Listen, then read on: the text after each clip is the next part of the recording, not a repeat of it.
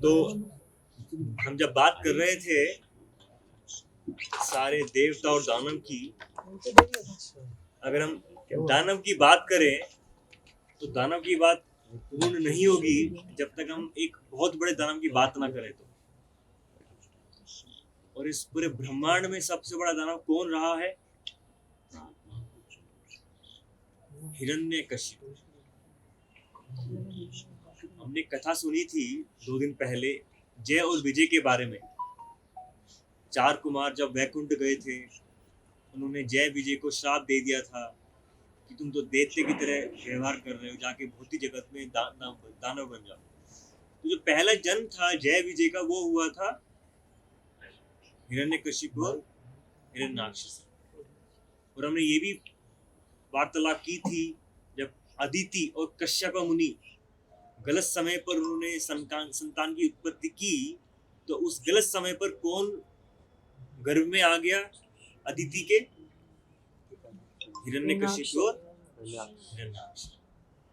उसमें थे जो बड़े भाई थे हिरण्यकशिपु, छोटे भाई थे हिरण्याक्ष।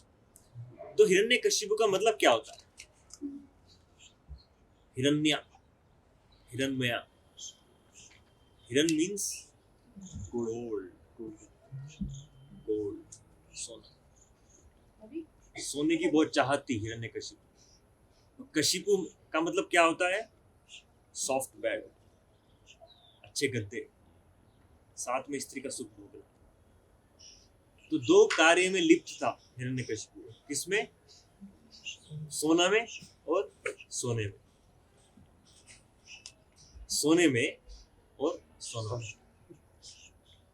तो इसलिए इनका नाम पड़ा हिरण्यकशिपु। जब हिरण्याक्ष को मारा वराहदेव ने, वराहदेव ब्रह्मा जी की नाक से निकले थे, और फिर धरती को बचाने के लिए हिरण्याक्ष को मार दिया था। हिरण्याक्ष ने पूरी की पूरी धरती को गर्भदखा ओशन में डुबा दिया था। फिर वराहदेव आए थे शूकर के रूप में, अपनी टस्क में, अपनी सींग में ऊपर लेकर आए धरती को, और फिर हिरण्याक्ष को मारा।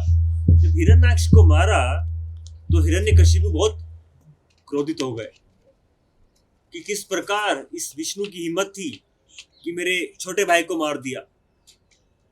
अब मैं पूरे के पूरे ब्रह्मांड में सबसे ज्यादा शक्तिशाली व्यक्ति बन के दिखाऊंगा और उस विष्णु को मार के दिखाऊंगा।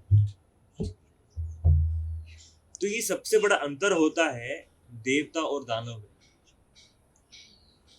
सबसे बड़ा अंतर क्या होता है देवता और दानव में? दानव हमेशा भगवान को मारने की कोशिश करते हैं और देवता हमेशा भगवान को साथ रखने की कोशिश करते हैं। यही फर्क है देवता और दानव में। तो सबसे बड़े दानव क्यों बने हिरण्यकशिपु? क्योंकि वो भगवान के सबसे बड़े दुश्मन बन चुके थे।